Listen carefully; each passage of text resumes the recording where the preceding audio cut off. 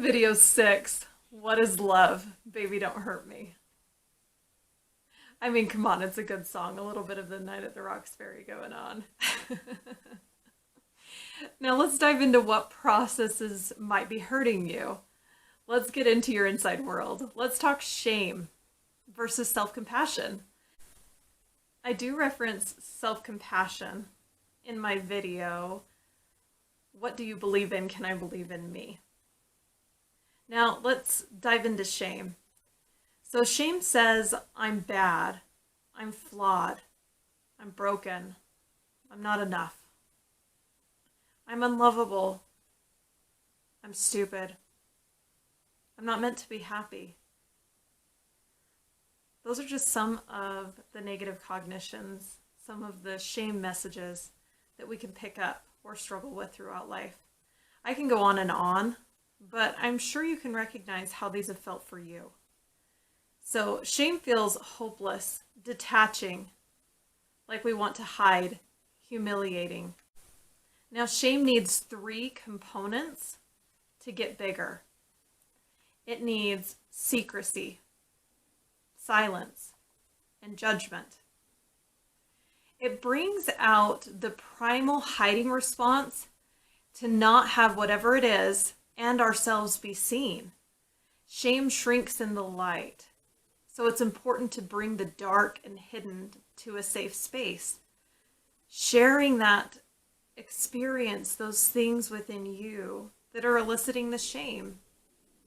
And again, somebody who can be trusted, a therapist or somebody who has your back, who can listen and validate you.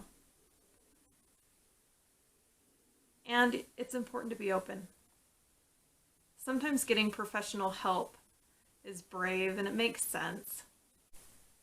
Now I take my car to get work and maintenance done on it. There are people who know how to do that. And it's okay that they do that for me. There are a lot of options and modalities that therapy can provide.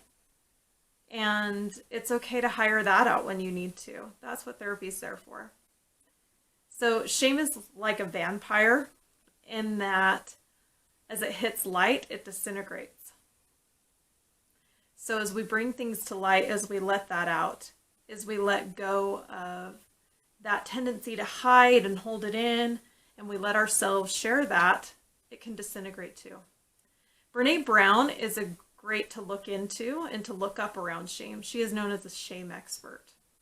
Now let's shift into self-compassion. Self-compassion says, you're okay. You did your best. I can appreciate my efforts. I can be kind to myself. Loving you feels, do you know how it feels? How do you feel about someone else that you love? Do you feel that way about you? Observe what you say to you. Are you kind, critical, mean? Are there areas where you treat yourself right? Maybe you like your accomplishments, but struggle to look in the mirror. Do you talk to your friends like you talk to you? Externalizing what we do so we can look at it and observe it is pretty important and gives us a clearer perspective. So if we're looking at how we talk to ourselves internally, if we can bring it to our awareness and maybe write about it or see it outside of ourselves, then we're more empowered to do something about it. See if you can find a visual for how you want to feel about yourself.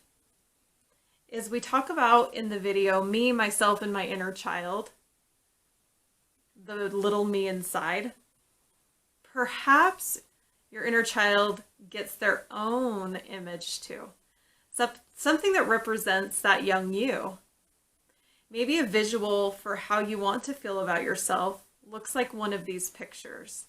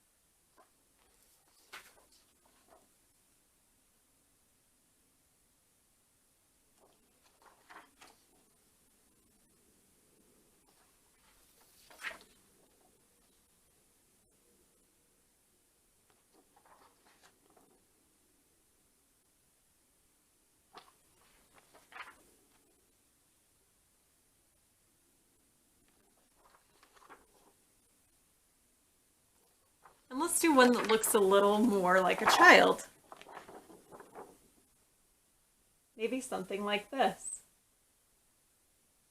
Because again, if your inner child needs a space, maybe they get their own artistic place to express that.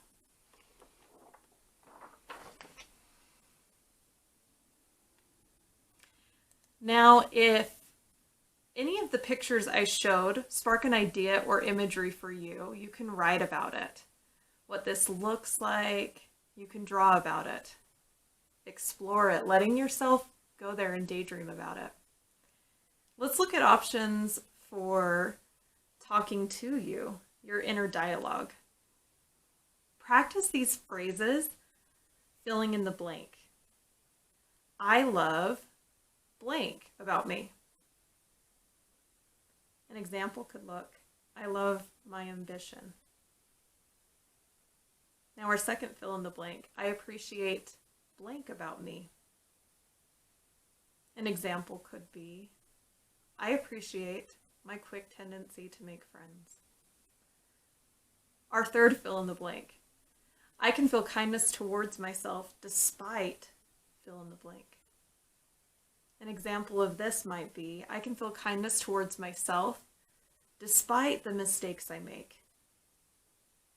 Keep filling in these blanks, letting yourself go there and feel them as you expand your self-love and kindness. Treating ourselves right gives us many benefits. We enjoy being with ourselves more. It's also critical in overcoming addiction. Shame fuels addiction and keeps us sick. As we are kinder to us, we learn we are more than what we've done, more than titles we've had, more than roles we play. We develop an intrinsic connection inwardly, a truth that we are deserving of self-love, and therefore love from others. Others can love you, but you won't internalize it that deeply if you don't accept love from yourself. Love the one you're with. The only person you will spend your whole life with is you. Thanks for joining and watching this video. Feel free to comment, like, subscribe, stay connected to us. We'd love to hear what you think. We'll see you soon.